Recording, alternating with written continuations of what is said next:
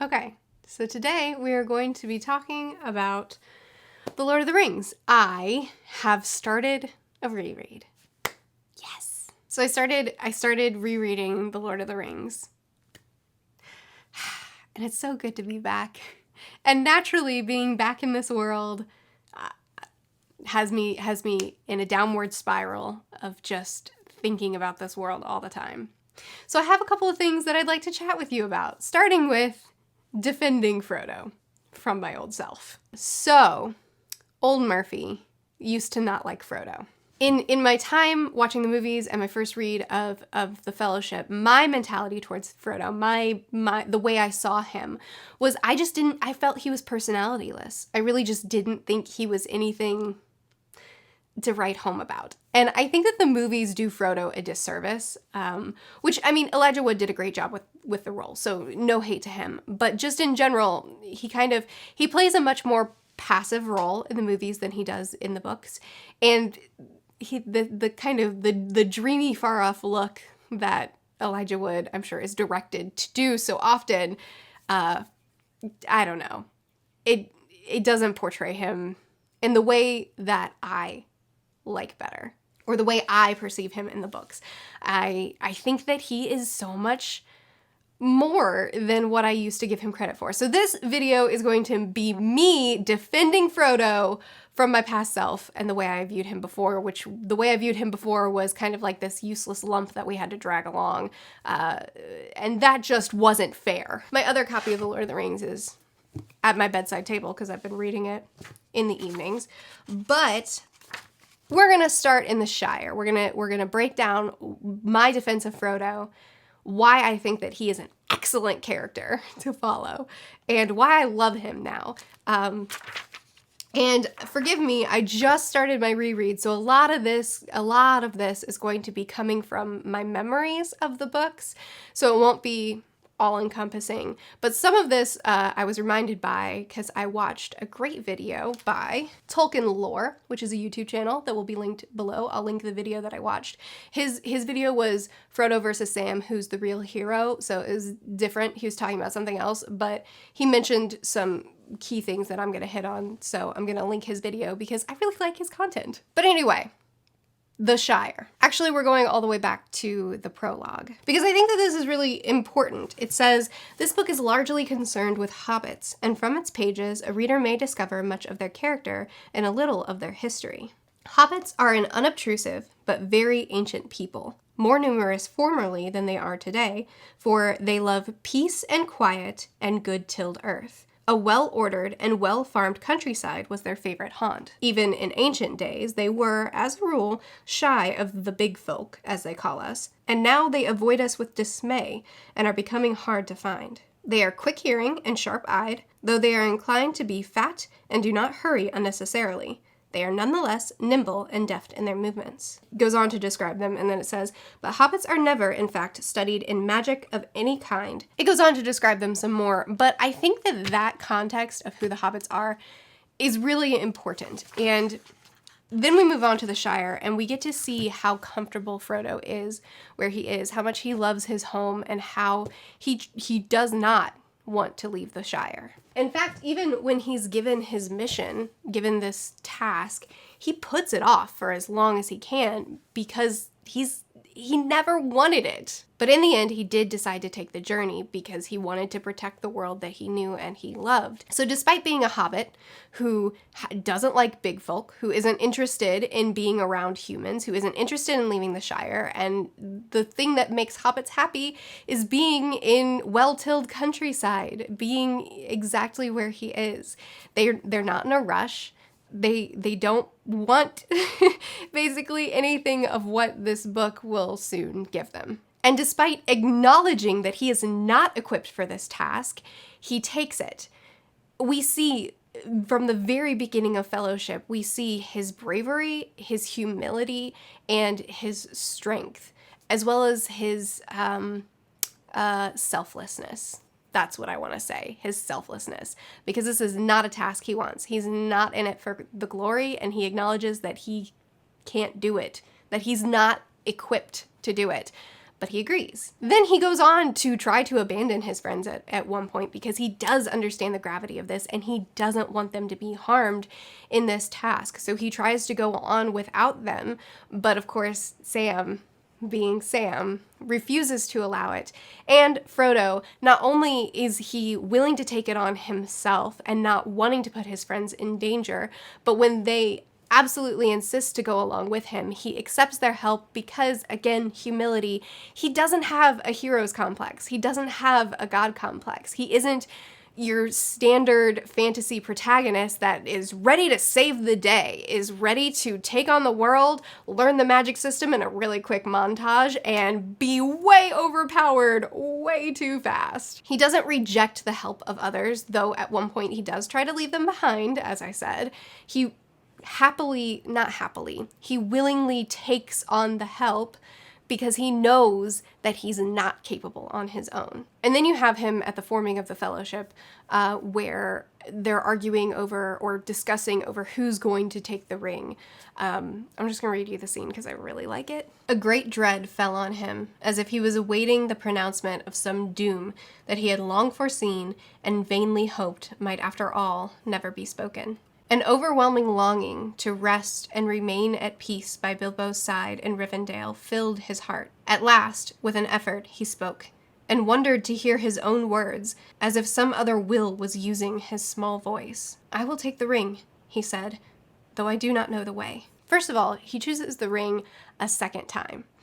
And he didn't want it the first time. This has never been his goal. This has never been something that he desired. But he chooses it a second time. But then on top of that, I think it's important to acknowledge that he's speaking in a small voice, that the words are even surprising himself, that he'll take the ring, and he'll acknowledge, I don't even know the way. But he accepts that this is his burden to carry, even at the cost of himself. And I think recognizing that this is not something that he wants at all, and yet it's something that he repeatedly chooses, even in a small, quiet voice, chooses, shows so much about who he is. He's not some personality-less blank slate like I used to call him. No, he has so much strength of what he is continually giving up and choosing for the sake of others, for the sake of protecting the world that he loves. On their journey, he makes a lot of choices himself. Some of them are not good choices, but that's great. He's not a perfect character. When the troll's foot is blocking the door and Strider tries to make the troll move, but he can't, and then Frodo stabs the foot and makes the foot pull away. That was Frodo. Frodo attacks the Witch King. He misses, but he still is actively doing. He and Sam fight the spider together. And then, of course, we have his role with Gollum. Sam, I think understandably, does not like Gollum and wants to get rid of him. And Frodo pushes back on that. He fights back on that, and he demands that Gollum be spared. There's a lot wrapped up in that as far as the significance of him choosing to spare Gollum, which once I get to that point in my reading of the book, I do want to have a whole video dedicated to Gollum/Smeagol and talking about his character some more. But the main and most obvious benefit, or I guess one of the two most main and obvious benefits of Frodo's mercy is that now they have a guide. It doesn't always work out for them, but they do have a guide, and it gets them through. Gollum gets them through a lot. But again, it's Frodo's choices, Frodo's core values that are making these decisions. And some of those values are seeing the redeemability of Gollum to be able to go back to Smeagol, essentially, because he needs to see that in him for himself. Again, I hope to go into that further after I've reread Gollum's arc, after I've reread his scenes, because it's been a year and a half since then, so stick with me. So we had a lot of small moments of Frodo's agency in the books that I mentioned, But I also really want to discuss the ending, the fact that Frodo failed to destroy the ring.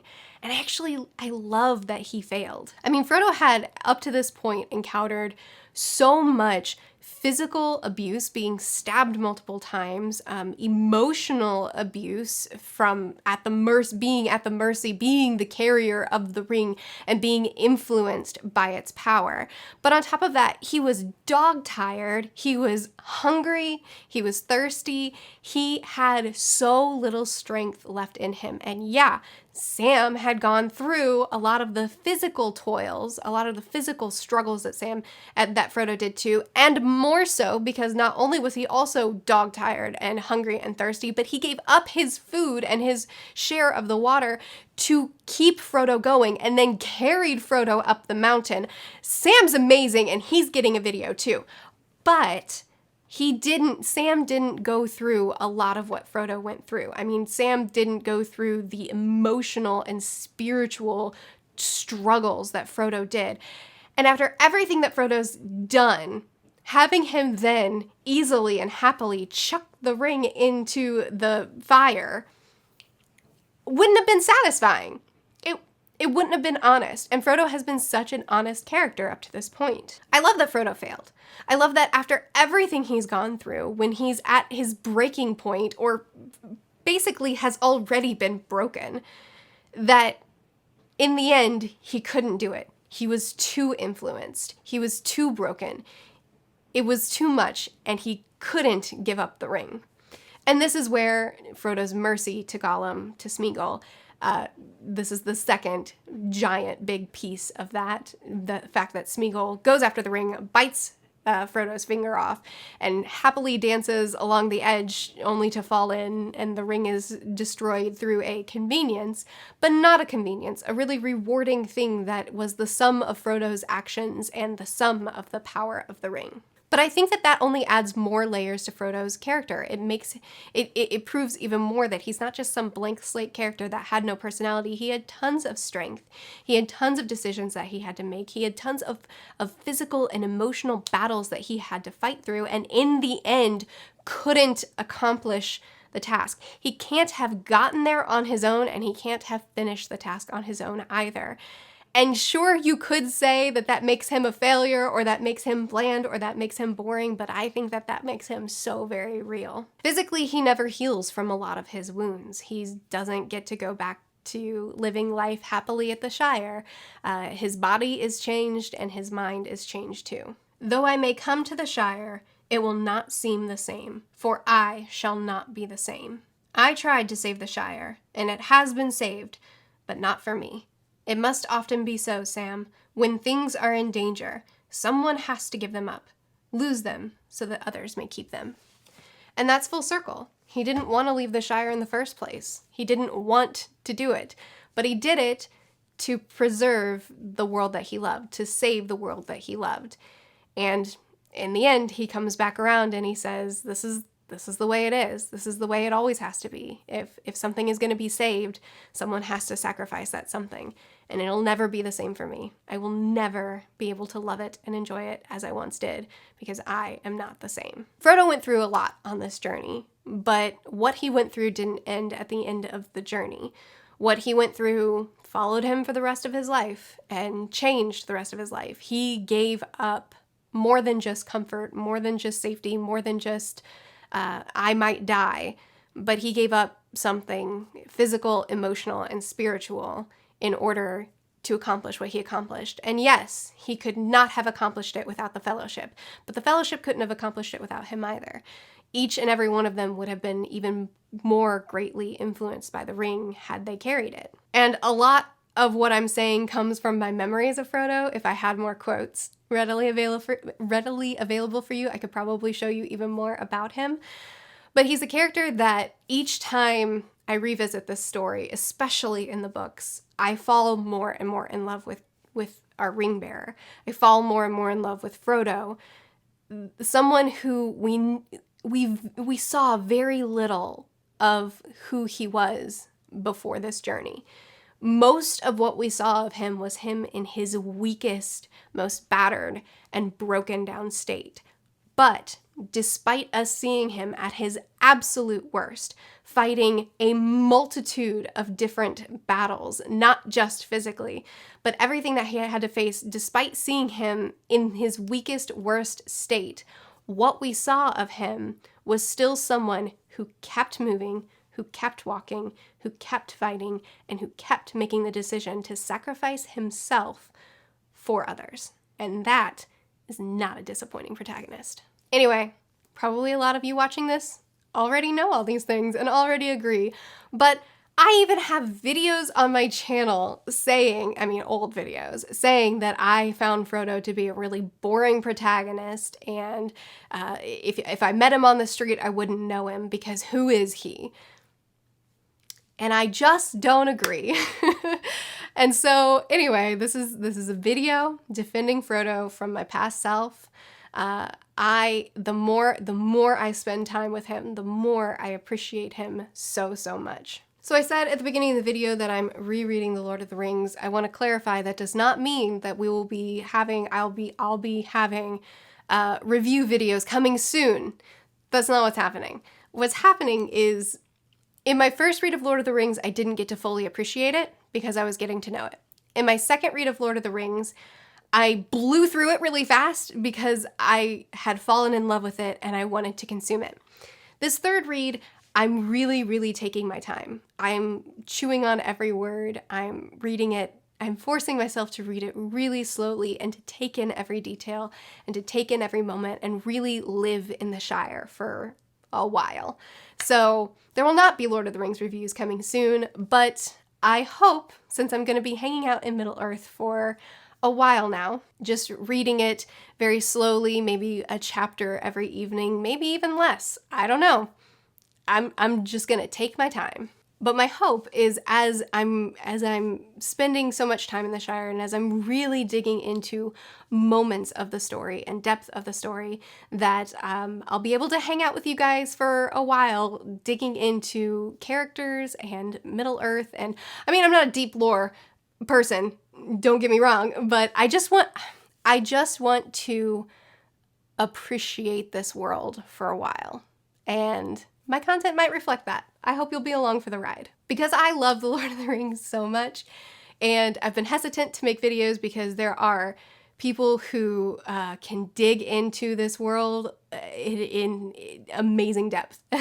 And I don't know, I guess I just want my videos to be a reflection of my love for this world and for this story. I just want to dig a little bit deeper and have some videos appreciating Middle-earth and the story that we get to see happen in it. Okay, thanks for chatting with me. Please hang out with me more in the comments. I'd love to continue to discuss it. What are some things that I left out? What's your take on Frodo, and how do you perceive him? Check out my Patreon if you want to hang out with me some more. Buddy read books, all that jazz. I post videos every Tuesday through Friday. I'll see you again soon.